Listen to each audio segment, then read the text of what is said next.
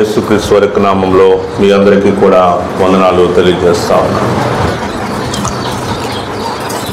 ప్రియులారా, ఈ యొక్క ఆరాధనలో మనందరం కూడా క్రీస్తు ప్రభు వారి యొక్క బలలోనికి మనం ప్రవేశించక మునుపు కొన్ని మాటల చేత మనము దేవుని యొక్క వాక్యము చేత బలపరచబడదాం. మనల్ని మనం ప్రభువుకి సమర్పించుకొని, ప్రభువుకి అప్పగించుకొని, మరి హెబ్రీయులకు రాసిన పత్రిక 12వ అధ్యాయం. ఇంత గొప్ప సాక్షి సమూహము మేఘం వలె మనను ఆవరించి ఉన్నందున మనము కూడా ప్రతి భారమును సులువుగా చిక్కులబెట్టు పాపమును విడిచిపెట్టి విశ్వాసమునకు కర్తయు దాన్ని కొనసాగించువాడినైన యేసు వైపు చూచుచు మన ఎదుట ఉంచబడిన పందెములో ఓపికతో పరిగెత్తుదాం. ఆయన తన ఎదుట ఉంచబడిన ఆనందము కొరకైన అవమానమును నిర్లక్ష్యపెట్టి పిలుపును సహించి దేవుని సింహాసనం యొక్క కుడి పార్శ్వమున ఆసీనుడై ఉన్నాడు. మీరు అలసట పడకయు మీ ప్రాణములు విసుకకయు ఉండినట్లు పాపాత్ముడు తనకు వ్యతిరేకముగా చేసిన తిరస్కారమును ఓర్చుకొనిన ఆయనను తలంచుకొనుడి. ప్రియులారా, చిన్న ప్రార్థన చేద్దాం. ప్రభువా నాయనా యేసయ్య, ఆరాధనలో చేరి వచ్చి ఉన్నాం, నీ బలలో పాల్గొనబోతూ ఉన్నాం. మొదట కొన్ని విషయాలు మేము ఆలోచించి వాక్య ప్రకారము తీర్మానింపబడి బలపరచబడి క్షమాపణ నొందినటువంటి వారమై నేను ఆత్మతో సత్యముతో ఆరాధించుటకు నీ బలలో చేవేటకు మీరు మమ్మల్ని సిద్ధపరచమని కోరుతున్నాను. పరిశుద్ధాత్మ శక్తి సహాయత ద్వారా మీరు నడిపింపబట్టే కృప చూపమని కోరుతున్నాను. సమస్త మహిమా ఘనత ప్రభావం మీకు ఆరోపిస్తూ యేసు నామమున బట్టి ప్రార్థిస్తున్నాను తండ్రి, ఆమేన్.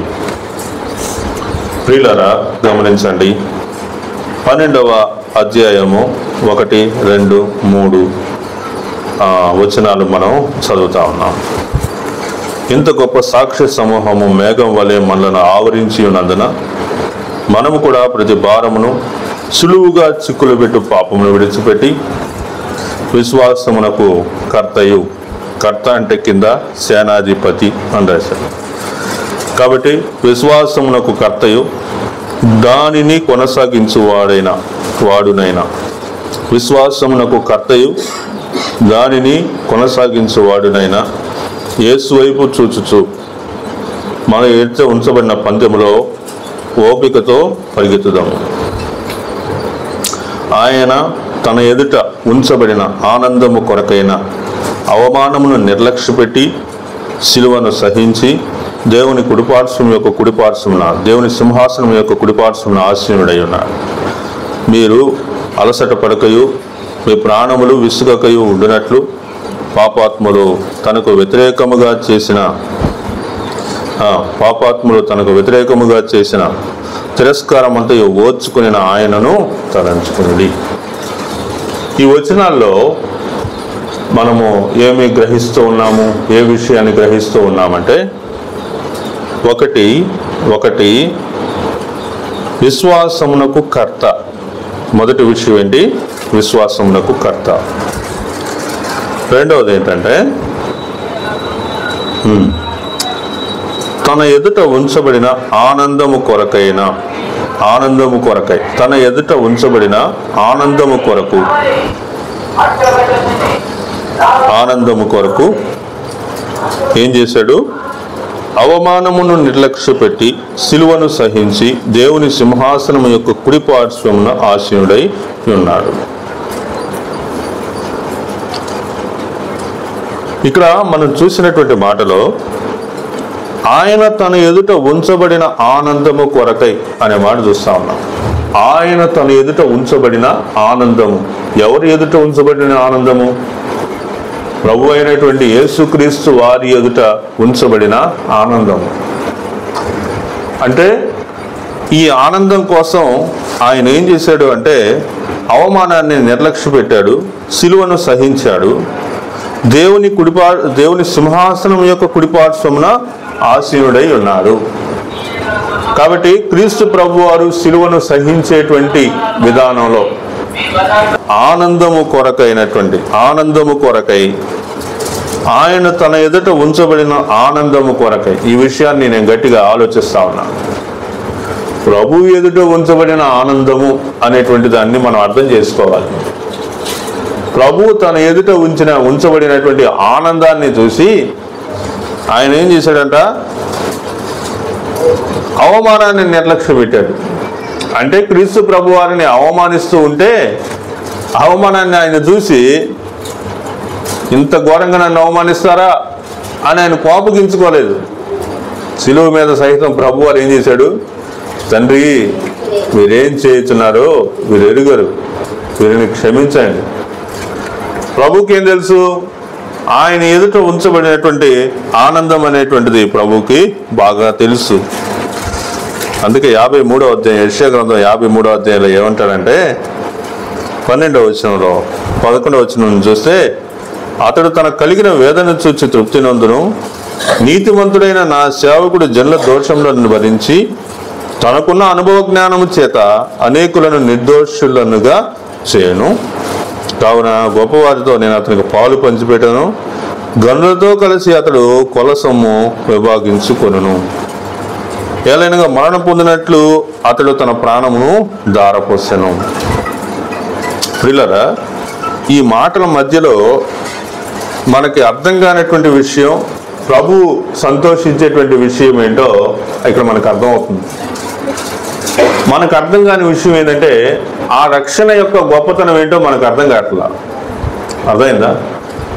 ప్రభువారు సిలువను సహించినటువంటి విషయం వెనుక ఆయన ఆనందము కొరకు, తన ఎదుట ఉంచబడినటువంటి ఆనందము కొరకై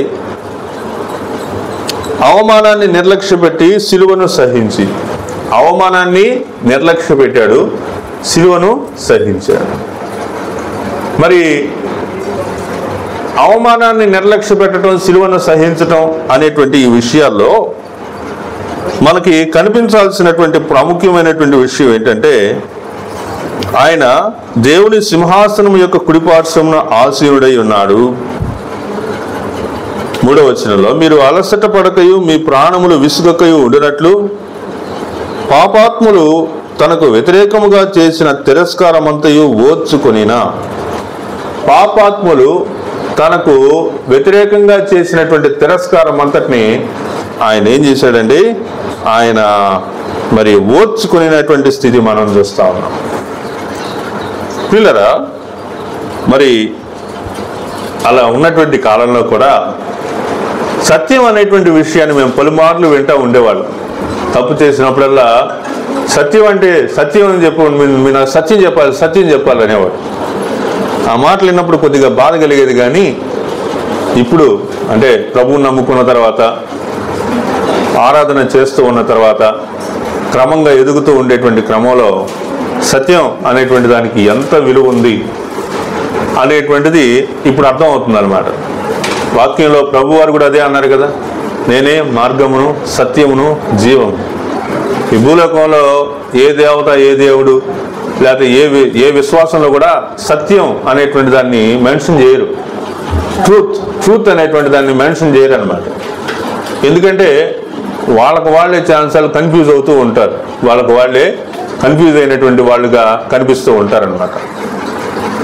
సరే, ఏది ఏమైనా నేను ఇక్కడ మరి ప్రభువారు పొందినటువంటి శ్రమను, ఆయన పొందినటువంటి అవమానాన్ని జ్ఞాపకం తెచ్చుకున్నప్పుడు, ఇలాంటి అవమానాలు మరి మా నాన్నగారు కూడా చాలా పొందారు. ఆయన ఒంగోలులో ఉన్నప్పుడే, మా ఎదురుగా ఉన్నప్పుడే మేము చూస్తూ ఉండగానే ఎన్నోసార్లు ఆయన అవమానించబడినటువంటి విషయాలు నేను చూశాను. 2002వ సంవత్సరంలో మేము మీటింగ్స్, నాన్నగారు ABM గ్రౌండ్లో ఒకసారి మీటింగ్స్ పెట్టారు.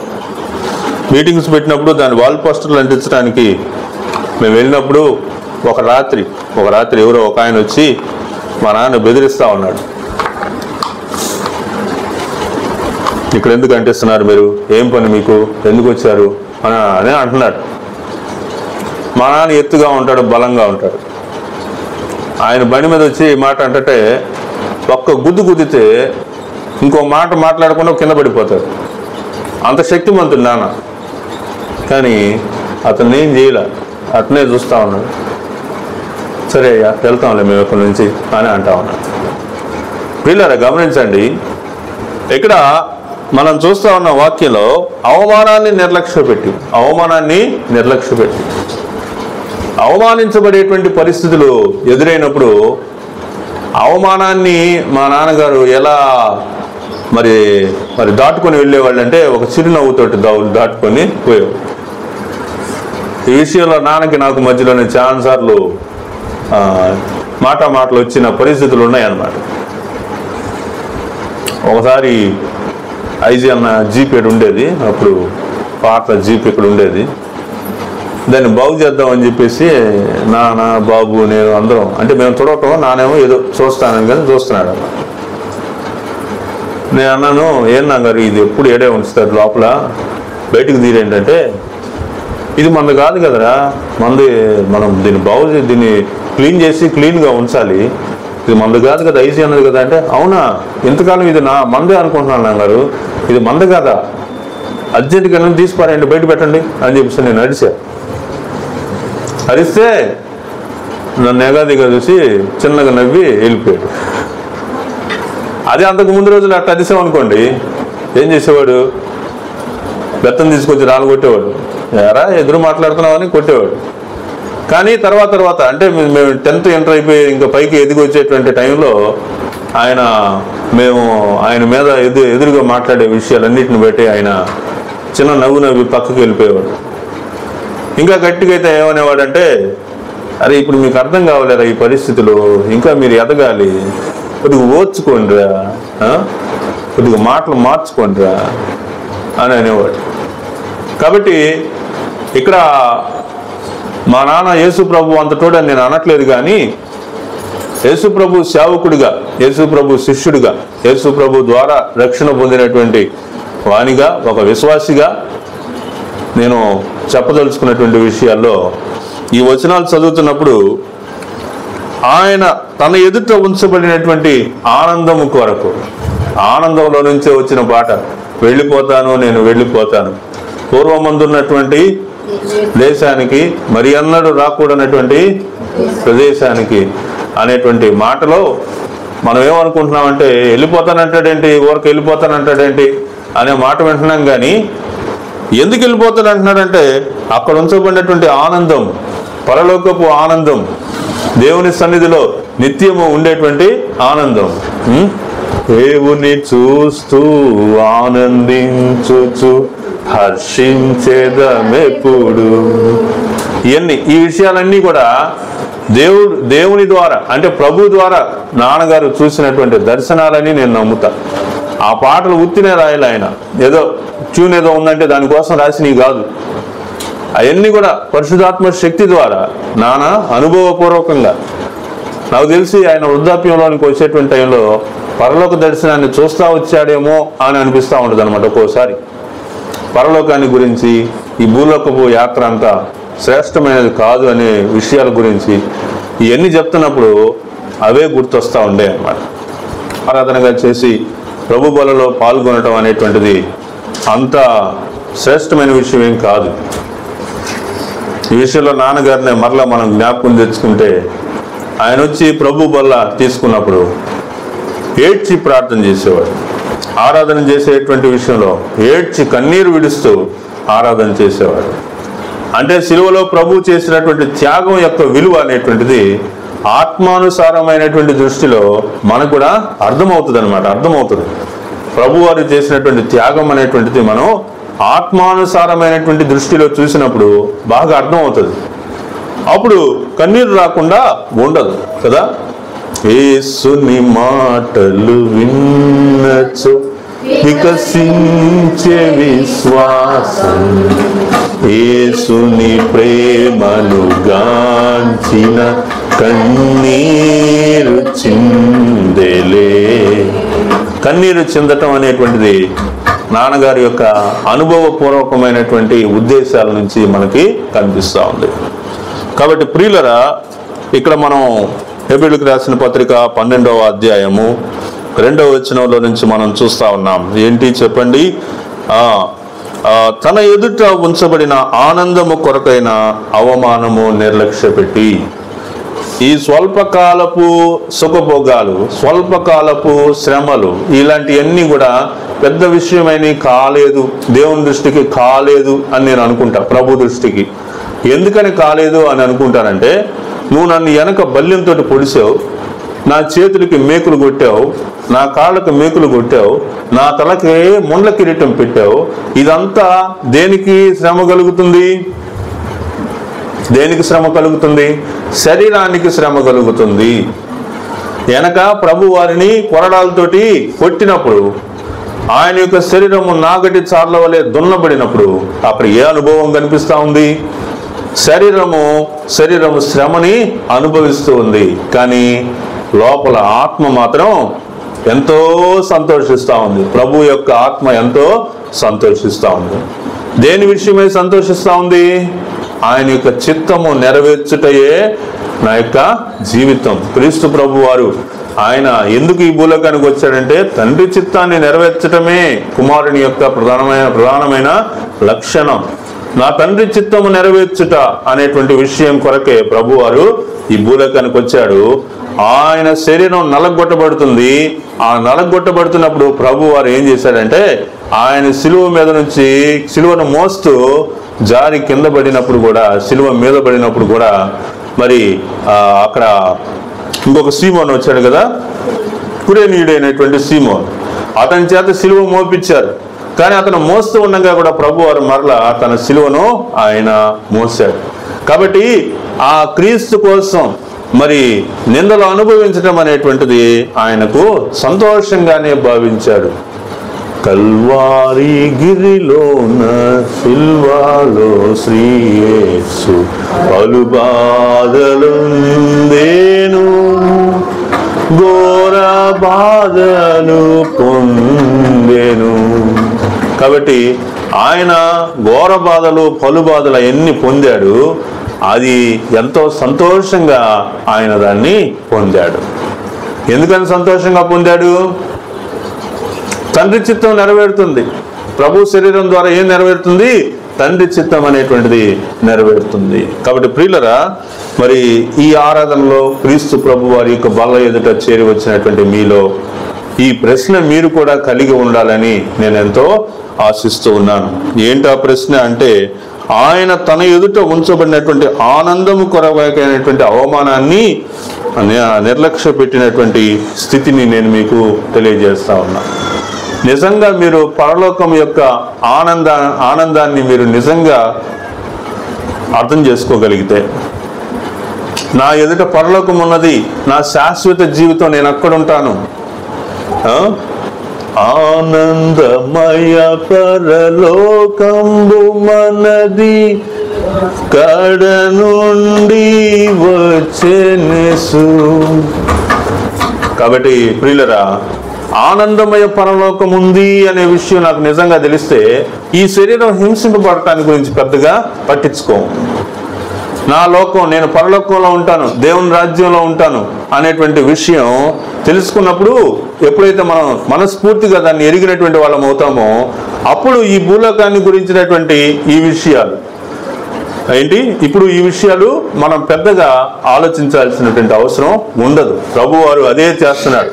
ఆయన మీద కొరడా దెబ్బలు పడుతూ ఉన్నాయి. ఆయన తలకు ముళ్ళ కిరీటం పెట్టబడింది. అది శ్రమతో కూడినటువంటి భారమే, నొప్పి భరిస్తున్నాడు. కానీ మనసు మాత్రం ప్రభు యొక్క చిత్తాన్ని, తండ్రి చిత్తాన్ని నెరవేర్చడం అనేటువంటిది ఆయన యొక్క విధిగా, అది గొప్ప సంతోషంగా ప్రభువు మరి ఫీల్ అవుతా ఉన్నారు. కాబట్టి సిలువను సహించి దేవుని సింహాసనం యొక్క కుడిపార్శ్వమున ఆసీనుడై ఉన్నాడు అని చెప్పి 3వ వచనంలో మనకి కౌంటర్ వేశాడు అనమాట. 3వ వచనంలో ఏం చేశాడు? మనకి కౌంటర్ ఇచ్చాడు. ఏం కౌంటర్ ఇచ్చాడు? మీరు అలసట పడకయు, తర్వాత మీ ప్రాణములు విసుకకయు ఉండునట్లు పాపాత్ములు తనకు వ్యతిరేకముగా చేసిన తిరస్కారమంతయు ఒప్పుకొనిన ఆయనను తలంచుకొనిడి. కల్వారి ప్రేమను తాళంచునప్పుడు కలుగుచున్నది దుఃఖం, ప్రభువాని శ్రమలను ధ్యానించునప్పుడు పగులుచున్నది హృదయం. కాబట్టి ఇక్కడ మనం చూస్తా ఉన్నాము, మీరు అలసట పడకయు మీ ప్రాణములు విసుకకయు ఉండునట్లు. ఈ రెండు ఉద్దేశాలు ఈరోజు మనం ఆలోచించాలండి. మన శరీరాన్ని, శరీర వాంఛల్ని, వీటిని మనం గమనించినప్పుడు ఏం జరిగిందండి, ఏం జరుగుతూ ఉందండి? వాటిని బట్టి మనం ఏం చేస్తున్నామంటే ప్రభువుని మనం జ్ఞాపకం తెచ్చుకోలేకపోతా ఉన్నాం. కాబట్టి మీరు అలసట పడకయు మీ ప్రాణములు విసుకకయు ఉండినట్లు ఏం చేయాలా? పాపాత్ములు తనకు వ్యతిరేకముగా చేసిన తిరస్కారం అంతయు ఓర్చుకొనిన. పాపాత్ములు ప్రభు వారికి వ్యతిరేకంగా చేసినటువంటి తిరస్కారం. ఏమేం తిరస్కారాలు చేశారు? ప్రభుకి అడుగడుగున అడ్డం పడ్డారు. ప్రభు పనిలో వాళ్ళు ఎవరంట? పాపాత్ములు ఏం చేశారు? అడుగడుగున అడ్డం పడ్డారు. మనం క్రీస్తు ప్రభువు పుట్టిన దగ్గర నుంచి ఆయన సిలువకు అప్పగింపబడేటువంటి దినం వచ్చే వరకు మనం గమనించినటువంటి విషయాలన్నీ కూడా పాపాత్ములైనటువంటి వారు అడ్డం పడుతూనే వచ్చారు. మొదట్లో ఎవరు వచ్చారండి? ప్రభు వారు జన్మించినప్పుడు ఎవరు అడ్డొచ్చారు? హేరోదు అడ్డొచ్చాడు. ఆయన అడ్రస్ చెప్పండి, నేను వెళ్ళి ఆయన్ని పూజిస్తానని చెప్పాడు. ఆ తర్వాత నెక్స్ట్ ఇంక ఈ విధంగా నేను చెప్పుకుంటా వెళ్తే చాలా విషయాలు చెప్పుకోవచ్చు. ప్రభు వారి యొక్క మార్గానికి అడ్డుపడినటువంటి వాళ్ళందరూ, అలా అడ్డుపడినటువంటి వాళ్ళందరూ తర్వాత నాశనం అయిపోయారండి. తర్వాత ఏమయ్యారు? నాశనం అయిపోయారు. అదేం పెద్ద విషయం కాదు, కానీ పరలోక భాగ్యాన్ని పోగొట్టుకున్నారు. పరలోక భాగ్యం వాళ్ళు సంపాదించుకోలేకపోయారు. ఇలాగా లేఖనాలను బట్టి ఇలాగా జరగాల్సింది జరుగుతుంది, కానీ అది ఎవరి వలన జరిగిందో వానికి శ్రమ అని చెప్పాడు వాక్యంలో. అలాంటి వాడు అసలు పుట్టకుండా ఉంటేనే మేలు అని కూడా చెప్పాడు. కాబట్టి యూదా ఇస్కరియోతు మరి పరలోకంలో ఉంటాడా? యూదా ఇస్కరియోతు? కాబట్టి ప్రియులరా, పరలోకంలో ఉండడు. ఎందుకని? నేను నిరపరాధిని అప్పగించి ఘోర పాపం చేశానని చెప్పేసి పోయి ఏదైతే డబ్బులు తీసుకున్నాడో అవన్నీ దేవాలయంలో పారేసిపోయి ఉరి పెట్టుకొని చనిపోయాడు. కాబట్టి ప్రియులరా గమనించండి, అప్పటి వరకు శిష్యుడే కదా యూదా ఇస్కరియోతు. కాబట్టి సాక్ష్యాన్ని నిలబెట్టుకోలేకపోయాడు. ఇక్కడ మనం కూడా అదే చూస్తా ఉన్నాం. మీరు అలసట పడకయు మీ ప్రాణములు విసుకకయు ఉండినట్లు పాపాత్ములు తనకు వ్యతిరేకముగా చేసిన తిరస్కారమంతయు ఓర్చుకొని ఆయనను తలంచుకొనుడి. జీవితంలో కలుగుతున్నటువంటి శ్రమలు, శోధనలు, వీటన్నిటిని చూసి చాలా మంది ఏం చేస్తున్నారో తెలుసా అండి? చాలా మంది ఆయనను తలంచుకోలేకపోతున్నారు. వామ్మో, ఏంటి శ్రమలు, శోధనలు? ప్రభు నమ్ముకుంటారని అనుకున్న తోటనే ఇంత శ్రమ, శోధన వచ్చిందేంటి? ఇలాంటి బాధలు వస్తున్నాయి ఏంటి? ఎంత నేను నిజాయితీగా దేవుని సన్నిధిలో ఉండాలని అనుకున్నప్పుడు, నేను పాపం చేయకుండా నివసించాలని ఎంతో ఆశపడినప్పుడు ఇన్ని కష్టాలు, ఇన్ని నష్టాలు నాకు ఎదురవుతున్నాయి ఏంటి అంటే, వాటన్నిటినీ కూడా అనుభవించినటువంటి, వాటన్నిటిని కూడా ఓర్చుకున్నటువంటి క్రీస్తు ప్రభువుని మనం జ్ఞాపకం తెచ్చుకోవాలి. ఆ విధంగా జ్ఞాపకం తెచ్చుకుంటూ ఆత్మతో, సత్యముతో దేవుని నామాన్ని మనం ఆరాధిస్తూ, ప్రభువా నాకు కలిగినటువంటి శ్రమ చాలా గొప్పదని నేను నిన్ను విడిచిపెట్టాను, కానీ నాకంటే ఎన్నో శ్రమలు మీరు అనుభవించారు. నాకంటే మీరు ఎన్నో వ్యతిరేకతలు, ఎన్నో మరి తిరస్కారాలు, మరి వాటన్నిటినీ కూడా నీ మీద చేయబడుతున్నప్పుడు వాటిని మీరు ఓర్చుకున్నారు. నిన్ను జ్ఞాపకం తెచ్చుకుంటున్నాను ప్రభువా. ఈ భూలోకంలో నాకు తిరస్కారం ఏర్పడింది. ఈ భూలోకంలో నేను నీ శిష్యురాలని జీవించాలని అనుకున్నప్పుడు నాకు శ్రమ, శోధన వచ్చింది. అయితే ఇలాంటి శోధన నాకు మాత్రమే రాలేదు, నాకంటే ముందుగా నువ్వు కూడా ఎంతో తీవ్రంగా అనుభవించావు ప్రభువా. ఎంతో తీవ్రంగా అంటే ఎంతో తీవ్రంగా అనుభవించావు. ఎంత తీవ్రంగా నీవు అనుభవించినప్పటికీ వాళ్ళ విషయాలన్నింటినీ నువ్వు ఓర్చుకున్నావు కదా, నేను కూడా అలాంటి ఓర్పు కలిగి ఉండాలి అని మీ మనసులో మీరు ప్రార్థన చేసుకొని, ఆ తర్వాత మీరు బయటికి మీ స్వరమెత్తి ప్రభుని ఆత్మతో, సత్యముతో ఆరాధించి దేవుని నామాన్ని మహింపరచి ఆ మీదట ఎలుగెత్తి ఆరాధన చేసి ప్రభు బలలో పాల్గొనాలని తెలియజేస్తా ఉన్నాను. దేవుడి యొక్క వాక్యాన్ని మన యొక్క వినికిడిలో ఈ యొక్క ఉదయకాలమందు ప్రభు బల్ల ఎదుట ఆశీర్వదించి దీవించును గాక. అందరం మోకాళ్ళంగి కళ్ళు మూసుకొని ఒకరి తర్వాత ఒకరముగా ఆత్మతో, సత్యముతో క్రీస్తు ప్రభు వారిని ఆరాధించి, స్తుతించి, కీర్తించి ఆయన బలలో పాల్గొనాలని తెలియజేస్తా ఉన్నాం. ఆరాధిద్దాం, దేవుని నామాన్ని మహింపరుద్దాం.